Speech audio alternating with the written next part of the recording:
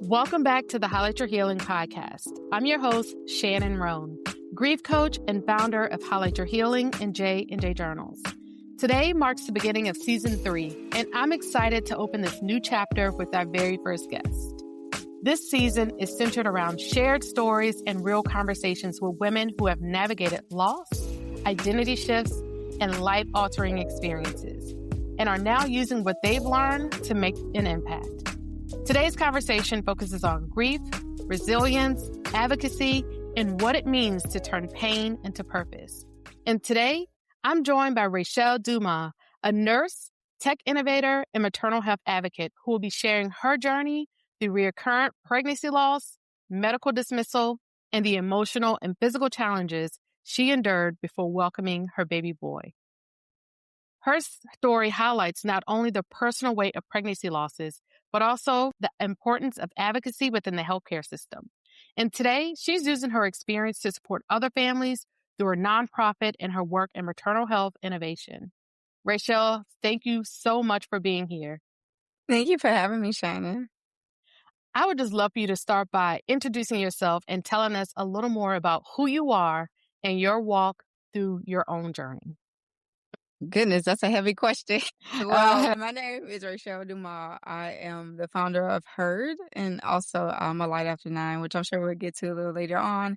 But I am so excited to be here and to share my story, and hopefully it's impactful for others. But just a little bit about me. I had 9 pregnancy losses prior to welcoming my now 3-year-old pot-belly toddler who runs his household and doesn't pay a bill. But that journey was full of grief. I mean, from beginning to end. I started my pregnancy journey in 2018, and I had my first miscarriage, and I was just casually told I was having a miscarriage and was told that I was going to have healthy pregnancy. And that was just not what happened at all. I went on to have 8 more losses after that, where I had to fly from Atlanta, Georgia, a big city, to Dallas to save a 20-week pregnancy, where I had to constantly go to the ER to prove that I was in pain and that my symptoms were bad. And then I was dismissed and literally lost my first baby in a twin pregnancy, only to lose the second baby 2 weeks later, where I woke up wet and the baby fell out in the toilet. I had to... Oh my goodness. Yeah, just craziness. I mean, I had to show pictures of the baby in the toilet to the provider in order to receive care. I had to speak medical jargon to receive care. I had to prove that I was sick every time, and I still wasn't believed, despite of being a nurse and speaking medical jargon and just actually being sick. I could never be a patient, just a patient. And once I finally had my baby, 6 months later, I wake up blind and had stroke symptoms, and I had to start over again. Only to go to the ER and be told that I can't get a CT scan, which is standard of care for stroke symptoms. A provider lied and said CT scans were down, and they weren't. And also, he told me to take Pepto-Bismol and to go home. So My just the goodness. constant fighting, just to be heard and to be believed and to receive proper and timely assessment and then treatment for the diagnosis was just a long journey within the already tumultuous and traumatic journey that I had as a patient. And that misdiagnosis led to 2 brain surgeries 7 months ago.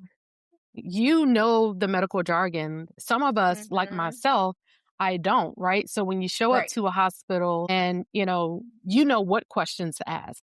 For someone like myself, I may not know. So can you kind of take us down that path of, if we go back to the pregnancy losses, what questions were you asking, or did you not know what questions to ask during that time? So it was a 4-year journey, and it was definitely a progression, right? So I was a trauma critical care nurse. I didn't know anything about bringing a baby into this world at all. I can save your life. I can save a child's life, but I didn't know much about maternal care. So when I started my pregnancy journey, I started just like any other patient who wasn't that knowledgeable about these processes. I had basic knowledge of the hospital, of course, but not in that specialty. So I had to learn as I went, and I learned very quickly. Did a lot of research. I was finishing my master's degree, so I was already in a research mindset. So what I didn't know, I quickly became a subject matter expert on it. But it was hard because I kept running into issues where I was fully dependent on my healthcare team and they failed me because I wasn't given all my options or the education I needed or the attention I needed to sustain a pregnancy. I didn't see a specialist until after 5 losses. Wow. And I only saw a specialist because a manager told me I should see one at my job. It wasn't even my OB. So it took 5 losses before, and not 5 even your losses. OB, for someone to say, hey, maybe we should look at this differently. Looking back now, why do you think maybe it took so long to get to that point? One, they didn't believe me. There Hmm. were many situations throughout different pregnancies where I would tell them I'm having these symptoms and I was dismissed. Two, a lot of Black women, and I mean statistically speaking, go through these issues with their healthcare teams where we are dismissed. When we're finally heard, we're not believed. And we get diagnosed so late. The diagnosis is so delayed that by the time we're treated, it's way worse than when we originally had symptoms, which leads to our horrible morbidity rates, but also our very, very horrible mortality rates in Hmm. maternal health, especially for Black women. Yes. This impacts all of us, but for Black women, we're the ones dying from it at a higher rate. We're the ones impacted at a higher rate. So Yeah. it's very sobering, to say the Hmm. least, to go through a pregnancy journey like that. Yeah, definitely at a much higher rate. Much higher. So, so just thinking back over your journey of the 9 losses, was there ever a time as you're meeting with the different doctors, I'm assuming it's different doctors over the 9 different losses, what was that bedside manner? I understand not listening to you. And, I'll just tell you my experiences. And with one of my losses, I had 2. With one of them, the doctor came in, said, sorry, there's no heartbeat, and left the room. Like there was no empathy, no compassion, just no bedside manner. There's Did you nothing. ever experience, anything like that as well? Well, first of all, I'm so sorry that happened because, yes, I've been there, and it's a horrible feeling to feel abandonment Mhm, during a very vulnerable time. I mean, that's truly abandonment. That is horrible mhm, bedside manners. And it takes like literally sometimes seconds, to go the extra mile. And in that mhm, case, I don't even consider that an extra mile. I've been there as a clinician. I've been there where I'm busy. Like I worked at Grady Hospital, which is mhm, a level 1 trauma center. Like, mhm. I I used to watch the news and know my patients would be the ones I just saw on the news before I left home. So I know what it means to be busy and to be running all night. There was never a time where I couldn't stop when we're talking about demise and death, where Mhm. my patient would need me, where I couldn't just stop and pause with them. It just wasn't. Right, And I'm right. busy. So my tolerance for bedside manners is like, I just don't tolerate things like that. So when it happened to me, when I had finally reached 20 weeks, I got the cervical cerclage because I had what's called cervical insufficiency. So my cervix is Mhm, too weak to carry a baby full term. And what happened is when a baby is heavy enough to sit on the cervix, it'll just silently open up and I have a loss. mhm, And the fix that I was told, the cure, the treatment was a cerclage, which is a suture or stitch around the cervix. So I got that. I asked to be seen sooner. She told me to come back in 7 weeks. And I said, ma'am, I've lost 5 babies. Like this is my right, sixth pregnancy. You want me to come back 7 weeks? So much can happen. right. Literally so much can happen in 7 weeks. Can I be seen sooner? And this is where holistic treatment comes in. Mhm, Of course, I lose the baby. The cerclage fails, despite her saying I would have bleeding and excruciating pain, like I would know when it was failing. None of that happened. I walked into the maternal fetal medicine doctor appointment, like very confident, ready for my 3D ultrasound, rite of passage.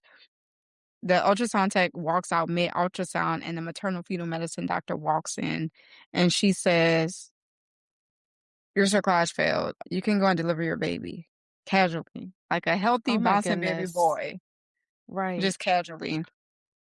So I'm asking and trying to advocate even in real time Mhm. while trying to process. I'm still very much advocating, like, can we just redo the class? Can you put it higher? Can I be on bed rest? Mhm. I'm at 20 weeks. Can we this this NICU is a level 4 NICU. We can hold Mhm. so I know my stuff. I'm like, so it can hold a micro preemie. We just need to make it 1 or 2 weeks.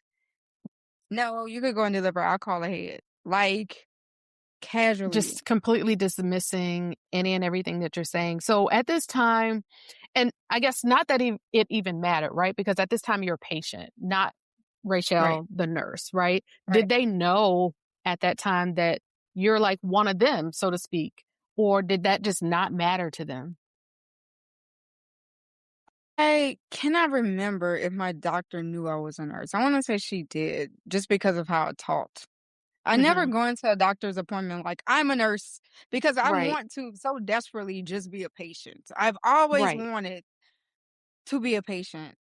Mhm. I've never experienced what that's like to be a patient. I've always had to put on my nurse hat Mhm. and advocate for myself, and I'm like, "Okay."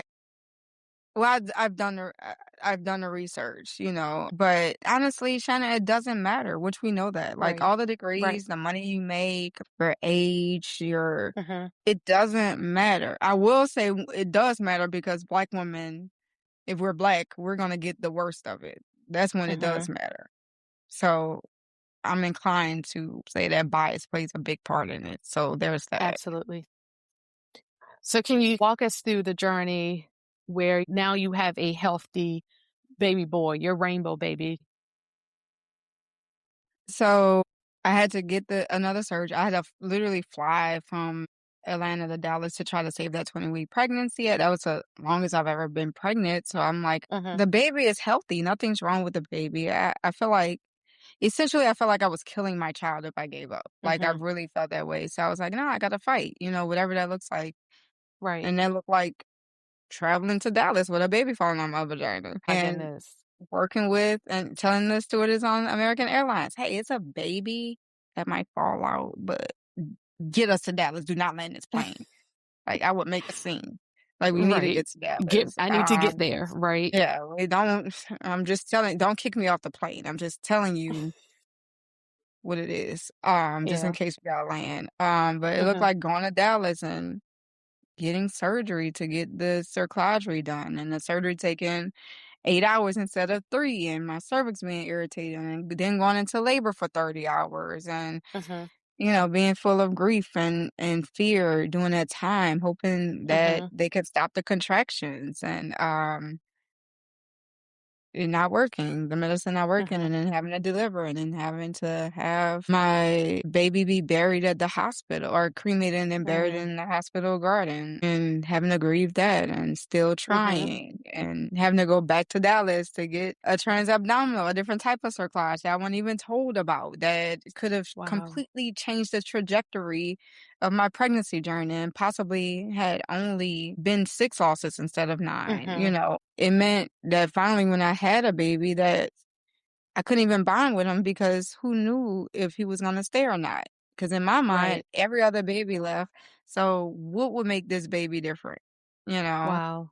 Yeah, so It's struggle with kind of that emotional attachment. Yeah, for sure. It's Right. going to counseling even now every week and, being consistent with that and being intentional about bonding with my baby, Mhm. and transitioning from a nurse-patient relationship to a baby relationship. All of Right. that impacted motherhood and just how I viewed my relationships with my providers in the healthcare system. So now that baby boy's here, um, He's here. do you he's here. What does motherhood look like, especially after the previous losses? Do you feel like you navigate motherhood differently? I wanna say this, because I hate when people say, now you're gonna appreciate it more." I didn't need Mhm. 9 pregnancy losses to appreciate motherhood. I didn't need all these medical bills to appreciate motherhood. I did not need any of what I went through in those Mhm. 4 years to appreciate my if To I would appreciate. have gotten pregnant, ate some pickles, do a maternity photo shoot, and then gave birth, I would have been equally grateful for this Mhm. baby. Like, I refuse to believe that we have to justify, all this loss and inequity in the healthcare system and dismissal and all these things that I went through and grief and all these other things with, "Oh, but it made you more a better mom." It didn't make me a Right. better It mom at all. It Thank you. didn't. Exactly. Right. It didn't at all, like, at all. If And anything, it coulda made it worse. right. And, I'm glad you answered that way because so many times we get those, well, at least statements or those very dismissive things that people can say to women who have experienced a loss, or at least Yes. it was early, or at least you can get pregnant. Those were some of the things that were said to me time and Mhm. time again that are so dismissive. So, I'm It is. absolutely. So I'm glad you answered it in that way, right? That it doesn't matter how many losses I've had. My baby is my baby today, and I'm going to love this baby whether it was one loss, no losses, nine losses. Yes. Nothing changes. What advice would you give someone as they're navigating the healthcare system that may not know how to advocate for themselves?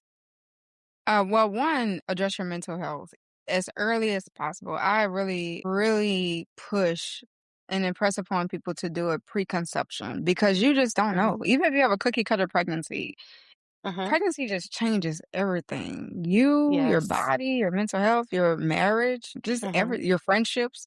Like, there are friends I don't even have friends. Some of the Mhm. friends that I started my pregnancy journey with now, like, they're not Mhm. it's so much.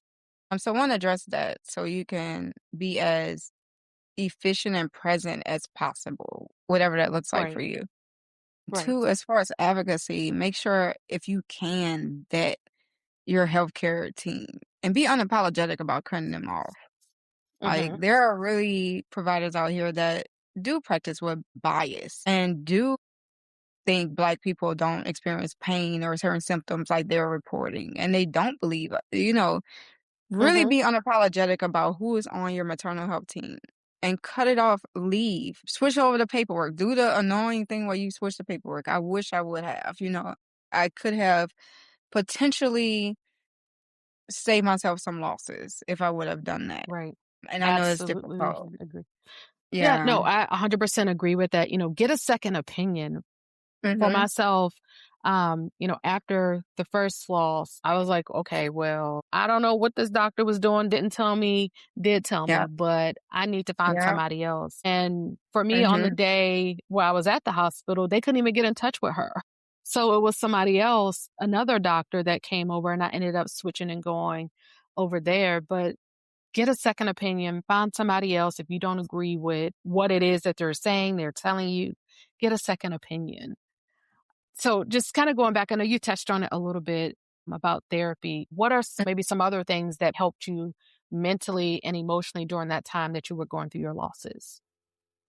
Yeah, definitely therapy, but even not just, talk therapy, but I've also tried hypnotherapy throughout this time, and that was very helpful to essentially retrain my brain to not hold on to the losses in a way that it impacted me continuing on my pregnancy journey because I hadn't tried everything, all the treatment, and I knew later on down the line I would regret if I hadn't tried everything and left some on the table. And hypnotherapy allowed me to keep pushing. Also just leaning on those who were with me along that journey, whether it was friends or family or Hmm. whoever at that time. Sometimes it was healthcare providers. That provider in Texas was very supportive. He was the first provider that said, "If you're gonna fight, I'm gonna fight with you. Mm, The risk, but I'm gonna be there." And I just I love couldn't. that. I can't think of a better healthcare provider or Hmm. even confidant. That man was at my bedside at 1 p.m., 3 a.m. I was like, this man must be Dedicated. a vampire. Yeah, like, hey, when do you sleep. Do you realize we might have to go to surgery at any given time? Right. I Do need you to have do all your you rest. realize? Like, this is like, we might have to roll back in like an hour. Like, have you slept, sir? He's like, I'm old. I don't need that much. I don't need that much sleep. But Dr. Fogwell, shout out to Dr. Fogwell at Texas Health in Mhm. Dallas. I praise his name to high heavens, and he gave me his number. Was like, text me. I'm serious. I want to know immediately. Don't tell the nurse first. Let me know. And but just leaning on the people who are really there and supportive, giving myself grace, which I wasn't good Mhm. at all, and just knowing that if I didn't have a baby, Mhm. that it doesn't define my womanhood, because I feel like society attaches our ability to have a child to our womanhood, and it sucks because that's when Mhm. guilt comes in, even more unnecessary grief creeps in, and Mhm. embarrassment, and we don't get to share these stories because we're so busy worrying about our womanhood being attached to that we don't acknowledge that we're going through something very traumatic and real, and we need Mhm. support, but we become hermit crabs because of society. Right. We suffer in silence. We don't talk We about do. it. So how has, your story shaped the work that you're doing today? And why do you think it's important to share your voice to help other women? Absolutely. So I truly believe that storytelling is the catalyst for change. I've seen the shift when I do a lot of public speaking. Mhm. I have a signature presentation where I've turned my pregnancy journey into an interactive case study, and I present it in front of providers, different clinicians, policy makers and legislators, and patients. And I've seen the looks on people's faces when I get to the end of the story and reveal that this is my pregnancy journey. Mhm. And people may forget my name, my credentials, everything, but they never forget Right. my 9 pregnancy losses and the toll it took on my body and the grief that it caused. They just Mhm. won't. And you can see them go back. And I've even had providers tell me that I look at patients so differently now. I look at the healthcare system so differently now. It impacted me in a way that I could never allow a patient to be treated the way you were. I Mhm. recognize things more, more early, more early on. And, it just really changes things. Talked to politicians and told them my story, and it changed the way they had pushed forward certain bills or Mhm. voted, so that then becomes a domino effect that leads to better maternal health outcomes. And I tell my story because I want to empower others to tell their stories, because it would be a bigger domino effect. It would be more Mhm. change. So it's so much work that we have to do, especially in maternal health, but just in healthcare in general. But Right. that storytelling is what really stick with people. They remember that during these critical times where they're in a position of power to make Mhm. changes that can impact us. Right. Absolutely. So if you had to leave women with one thing, one or two things, it could be more than one. What do you hope that women take away from your journey? So just one thing. It doesn't have to be one. So Oh, I'll leave it open to however many you want to add. well, one, just to advocate for yourself, making sure your voice is heard and making sure that you are disciplined in what you will and will not accept in your healthcare and maternal health journey, because it can literally be the difference between life and death. Mhm. So be unapologetic about that. What you want to accept, what you will accept. Take Right. somebody with you, because I know when you have chronic issues, you're just tired. And I've been at the point where I just want to give up. And if it wasn't for that potbelly 3-year-old, I probably wouldn't be here. It was times in the hospital. I was just like, take me. I can't wake up blind another day. I'm just tired. But your baby and Mhm. whoever, whatever catalyst it is, won't let that happen. They Right. just won't. Take care of your mental health. I can't Mhm. express how important that is. to really address those things, because you can't function without addressing your grief and anxiety and rage and all the other things that comes with how the healthcare system impacts you, especially when you're a patient not being listened to, how difficult pregnancy journeys impact you, how chronically dealing with an issue that is life-threatening impacts you. So just address your mental health therapy and don't be embarrassed to do that. And lean on community, raise your voice, tell your story. You never know who else you're releasing and empowering. But most important, you're really releasing and empowering your own self. And that's so Yes, important. absolutely. Definitely big on telling your story and all the Mhm. things, right? The community support means so much. That was the one thing when I look back at my own story. I didn't have the big support system because I didn't tell my story. I didn't share what was going on with me. I was suffering in silence. So, big on telling your story, advocating for yourself, taking care of your mental health, and just reaching out. You're not alone in this journey. Yes, you're not alone. Rachel, thank you for sharing your story, and thank you for all of the work that you're doing now to make sure other women don't have to walk through this alone. So what Thank stands you. out to me is how you advocated, how you're now using your experience to support other women who may still be in the middle of their own unanswered questions. Absolutely. Thank you so much. It's not easy. I would say that. Yeah, it's definitely not easy. And to the woman listening, if you are navigating pregnancy loss or diagnosis dismissal, I hope today's conversation reminded you that your experience is real. Your emotions are valid and you deserve to be supported. And you are not alone in this. So, Rachel, before we close, where can listeners find you and learn more about your nonprofit and your app? Absolutely. So, as far as my nonprofit for maternal health, so those who are navigating difficult pregnancy journeys and their village, right? It truly takes a village. People talk about it Yes. take a village to raise a child. It takes a village to navigate these pregnancy journeys. You can't do that by yourself and then go give birth to a child and everybody comes in. We need support the whole way. So please visit alightafter9.org or visit our socials, a light after nine. As far as those who need assistance with any issues, if you're in a hospital being dismissed, or you need assistance with talking to your healthcare providers, you need to escalate harm, or you just need extra support to navigate the healthcare system, Heard is my new app that is currently in beta test. You can go to my Heard app, HEARD app.com, and learn more and become a beta tester, sign up for our newsletter, and all our socials are my Heard app. And we would love to assist you in any type of way to tackle whatever issues you have within the healthcare system.